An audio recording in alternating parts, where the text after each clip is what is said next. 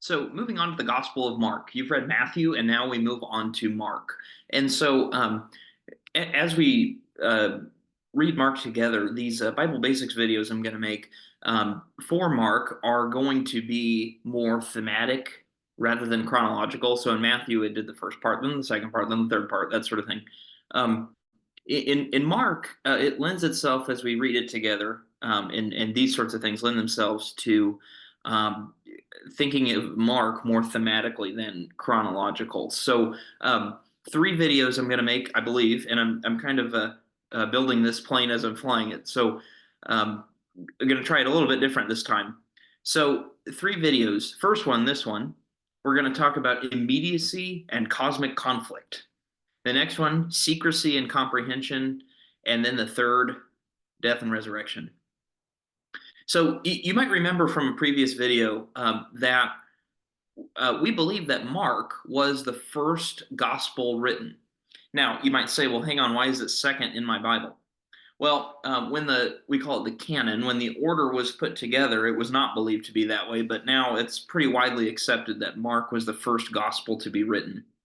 Um, in about the somewhere between the years 65 to 70 AD, you might remember that Jesus' life, we believe, was roughly 5 BC to 30 AD, something like that. So even the earliest gospel, we're still looking at 3 or 4 decades after the life of Jesus. So, why is that? Well, nobody was following Jesus around, we don't think, with a pen and paper and writing down every little thing he said, and then immediately publishing it. What we think happened was 97% of the people in that part of the world at that time were illiterate. And so writing something down really didn't accomplish a whole lot. But on a bigger level, Jesus had said things like, "I'm coming back soon," right? If somebody says to you, "I'm coming back soon," you think like uh, later in the day or next week, right? And Jesus's idea of soon was clearly not the same that his followers, the same idea as his followers. And so, because here we are 2,000 years later and he's not back, right? So at some point, the story goes that Peter, of course, was one of Jesus's followers, kind of his right hand man. And Peter, after Jesus had ascended to heaven, was out sharing about Jesus. And Peter had an associate named Mark. And toward the end of Peter's life, Mark, here in somewhere between 65 to 70, was just sort of hounding Peter, we got to write this stuff down. We got to write this stuff down. We got to write this stuff down. And finally, Peter said, "Okay, fine, Mark, write it down." And so that's how we end up with Mark. And you see Matthew and Luke were 80 to 90 and John 90 to 110. You might remember this little graphic here from a previous video. I won't get into that too much, but the implication is of this. It's called the four source hypothesis. Is that Matthew and Luke both had access to the Gospel of Mark, plus some other sources, and that's how they compiled their stories. Whereas Mark may have had other sources, but it may just have been directly from Peter, basically. And it's the earliest. It's the foundational document for Matthew and Luke. So, what implications does that have then? Worth thinking about. If it's the first one and it's the base one, how do we emphasize Mark versus Matthew and Luke, and remember John is kind of its own thing? I don't know. Worth thinking about. Well, chapter 1 of Mark absolutely flies by.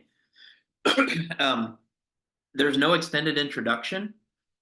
There's nothing about the infancy narrative of Jesus. If we only had Mark, we would know nothing about Mary and Joseph and a baby in a manger. It doesn't exist in Mark. Just to run kind of bullet point through it, there's this brief quote from Isaiah. This is all in chapter 1. John the Baptist makes a proclamation, "I'm not the Messiah, but he's coming." Jesus is baptized. Jesus is tempted in the desert. He goes out and he said, and the time has come, the kingdom of heaven is near. He and John the Baptist. He calls his first disciples. He casts out a demon. He heals somebody. He goes out and starts preaching, and he has another cleansing. And this is all in chapter 1, and it all just like hammers us right away. There's this sense of urgency that he's getting it done really fast. And just for some context, and of course, not all Bible chapters are equal, and Mark didn't subdivide his story into chapters. That's a later addition, the way we do chapters and verses. But still, just for context, at the end of chapter 1 in Matthew and Luke, Jesus hadn't even been born yet. And by the end of chapter 1 in Mark, Jesus has done all of this stuff. And so there is this sense of immediacy and urgency in Mark's gospel. Just that word immediate occurs 11 times in chapter 1. Immediate. This rapid unfolding of events. And this is the shortest gospel by far.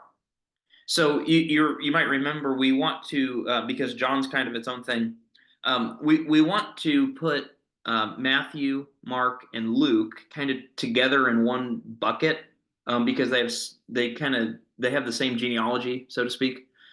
And we call them the synoptic gospels, Matthew, Mark, and Luke.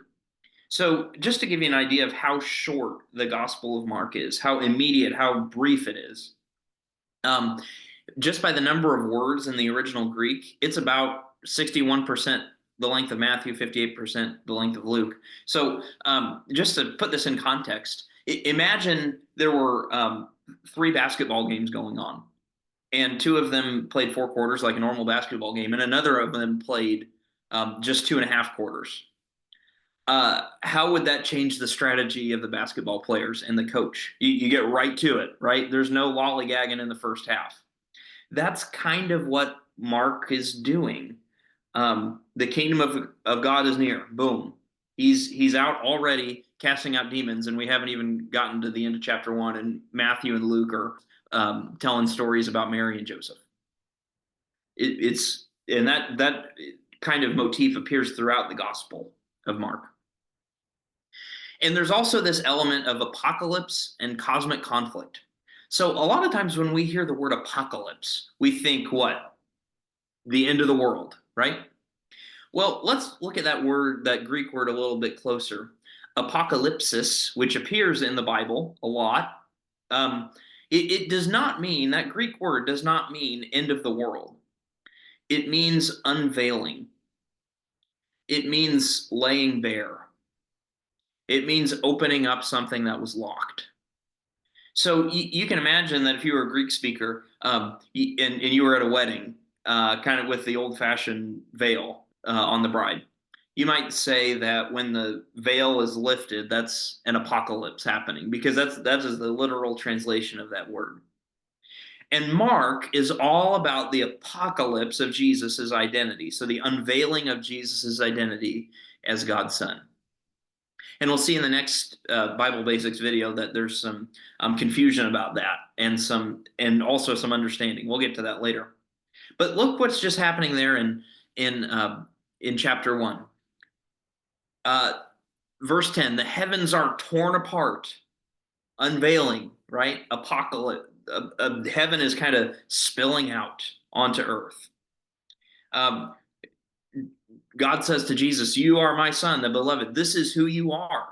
Hey, world, this is who Jesus is. I'm unveiling this. I'm apocalypsing this. And then just shortly later, there's this interaction with a demon. And the demon says, what have you come to do with us, Jesus of Nazareth? Have you come to destroy us? And Jesus says, well, yeah. And I know you are the Holy One of God. The demons already know who Jesus is. And Jesus says, be silent and come out of him. Jesus is asserting this power and authority already over the demons. And so we see this cosmic conflict, right, that we can imagine between God and Satan, right, is being revealed immediately. The heavens are torn apart, and so all of this is sort of coming down out of the heavens and being unveiled, being apocalypsed, being experienced by real people through Jesus on earth. It's the kingdom of God breaking in Jesus did not just come for peace on earth and goodwill toward men in Mark, but he is wrestling power away from the evil forces of the world in a way that we don't see as much in Matthew, what we just read. I like it put this way. I've heard this. Jesus Christ has invaded Satan's playhouse. And then even these demons recognize him right away, and the world just sort of shrieks as these demons do. So that's a uh, hopefully some good insights into the Gospel of Mark. Keep that in mind as you're reading.